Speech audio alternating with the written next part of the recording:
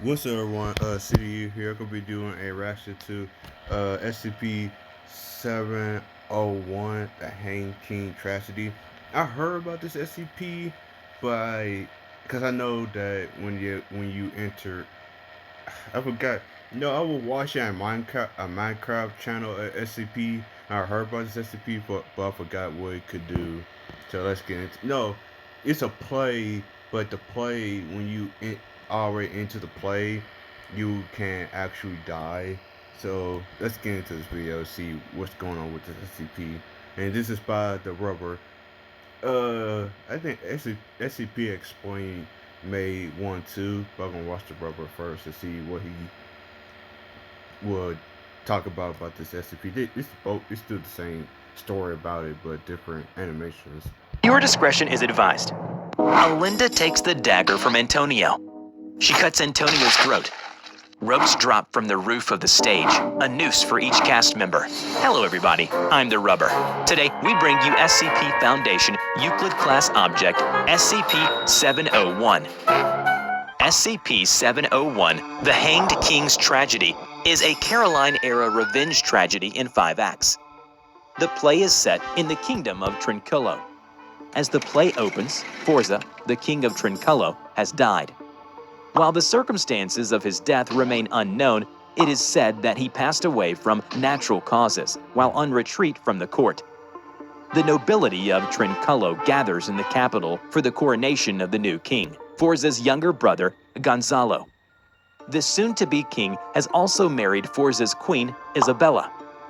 Performances of the play are associated with sudden psychotic and suicidal behavior amongst both observers and participants, as well as the manifestation of a mysterious figure classified as SCP-701-1. The anomalous psychotic event always leads to a human sacrifice, killing all performers and audience members. In short, SCP-701 is a self-evolving mimetic virus that is transmitted through unknown means as the text Yeah, because in the text, the more you read in the text, the more of the virus that was spread to human sacrifice, so you're just gonna die. the play are spoken in words and acted out physically. Yeah, I heard that the writing when the play, because the play you actually got writing words, but when you end the play, your words start to change and you start acting a different way. 36.78% of all performances of the Hanged King's Tragedy will end with an outbreak. Yeah. According to historical records and investigations, these outbreaks generally follow the same pattern. During the dress rehearsal period, which is held 14 days prior to the event, cast members will begin to spontaneously deviate from the published text of the play. Yeah. Their text change. Rather than through improvisation or gaffes associated with going off script, deviations will be both orderly and consistent, as if the actors were working off a new version of the script. The cast and production crew will seem unaware of any changes, and if these changes are brought to their attention, they often claim that the play has run that way from the beginning. The outbreak generally occurs during they are. I'll try to say something, but I couldn't really think about it. opening night, or else at the production. And a lot of people like, I have a mic. I really don't have a mic. I'm just using my phone. So my phone, it's just the sound of my phone with the video behind it. So that's why. Y'all can't hear me talk more. That's why. The greatest planned attendance. Then, in the final scene of Act 1, 701-1 begins to appear on stage, generally in the background or to the side of the main action. The cast does not appear to notice or comment on 701-1, at least at first. Usually, during the banquet scene in Act 5, 701-1 appears fully on stage. Here, it will be incorporated into the action of the play as the Hanged King.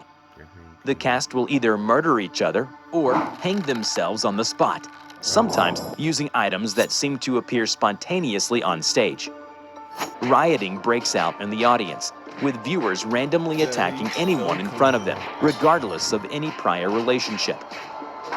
Below is a full transcript of the tape recording found in a destroyed consumer-grade camcorder, which was apparently recording the performance from a vantage point within the audience. The play begins with Gonzalo opening up with a toast to the assembled nobility before exiting the stage. Drunk on wine, Isabella confesses to some of the courtiers left on stage that Forza did not die in his sleep as reported. Instead, while on retreat in the countryside, Forza was fed a sleeping potion by Isabella, then murdered by Gonzalo and his supporters. As a final show of disrespect, the conspirators hanged the king like a common criminal from a tree.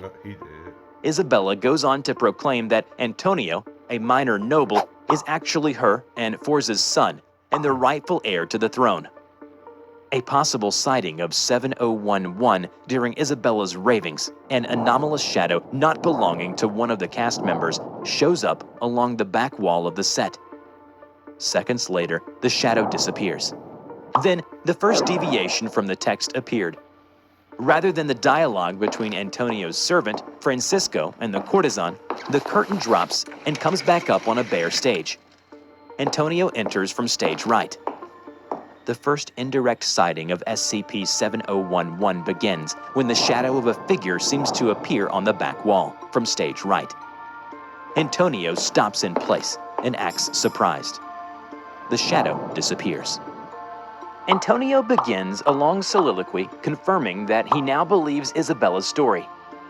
Dr. J notes that while this soliloquy seems to be accurate in terms of Caroline-era dialogue, Antonio's speech in this scene does not exist in the original text. The curtain drops, and then rises again on Francisco and the courtesan. Antonio returns. The play continues as scripted. This is where the first direct sighting of 7011 occurs.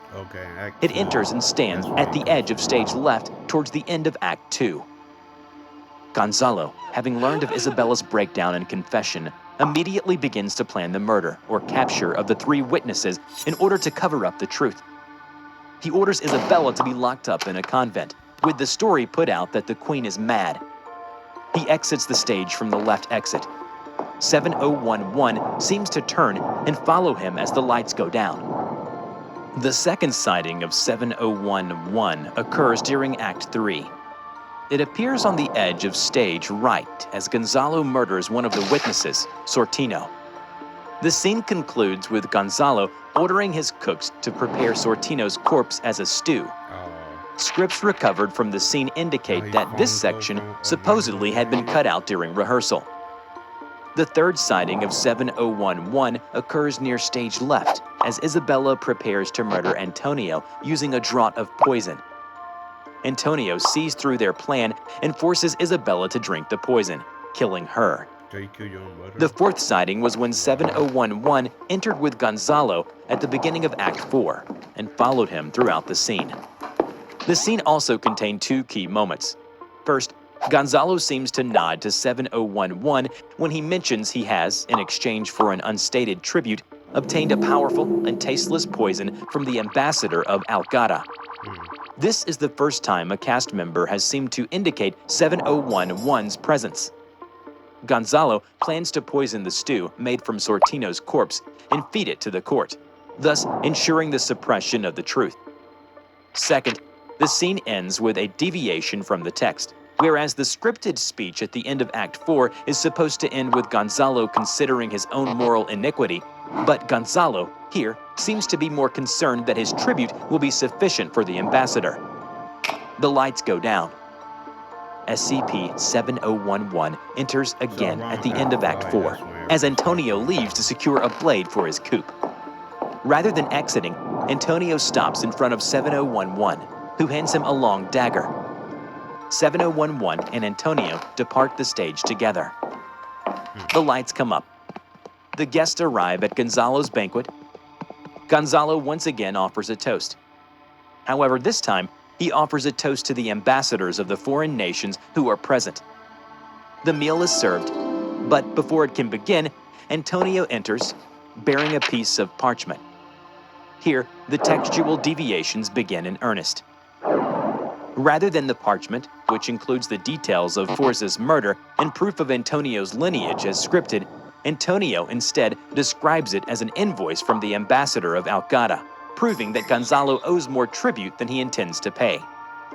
7011 enters at this point from stage right. The entire cast seems to perceive it. Gonzalo stands up, curses as an aside to the audience, and runs for stage left. The rest of the cast, including Alinda and Francisco, who enter from stage left, physically restrain Gonzalo and drag him back onto the stage. 7011, meanwhile, moves to the center of the stage, where it stands in front of Gonzalo's throne. A noose is dropped onto the stage from above. The cast forces Gonzalo into the noose as he begins to curse in Italian. The noose is drawn taut, and the cast drops Gonzalo. He begins to asphyxiate. Antonio speaks. With this, the tribute, in full, it is paid. He then takes the dagger and draws it across Gonzalo's stomach, spilling his intestines across the stage. Alinda takes the dagger from Antonio. She speaks. With this, fool's blood, it is the hanged king's. She cuts Antonio's throat. Oh, here comes all the murder. Ropes drop from the roof of the stage, a noose for each cast member. The cast assembles underneath them. So when you hit Act 5, that's when everything starts to go down. Everyone starts murdering each other. Alinda takes position next to 7011. She speaks. With this, our blood, it is the hanged king's. The cast hang themselves. SCP-701 moves through the hanging corpses into front center stage. The stage lights cut out. Sounds of screaming and physical violence can be heard around the camera. Then there is a loud sound, most likely the camera being knocked over. If any of the audience members survive the initial outbreak, they may exit the performance hall, in which case they will continue to engage in random or opportunistic violence. Victims will generally require sedation or restraint in this scenario. Normal personality will begin to return roughly 24 hours after the event. Dang, 24 hours? Surviving victims will generally exhibit signs consistent with a traumatic experience. Some will have no recollection of the event. Others may be rendered permanently comatose or psychotic. Oh, that's bad. Remember to check out my new animation channel, The Rubber Talks. I hope y'all enjoyed this video. Like and subscribe to the channel.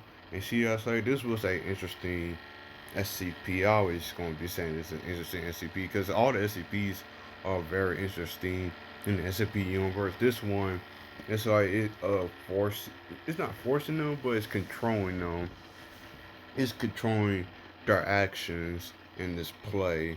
But I'm glad it's a Euclid that it can't be contained, and no one. It's just. If you in the play, that's when everything start going down.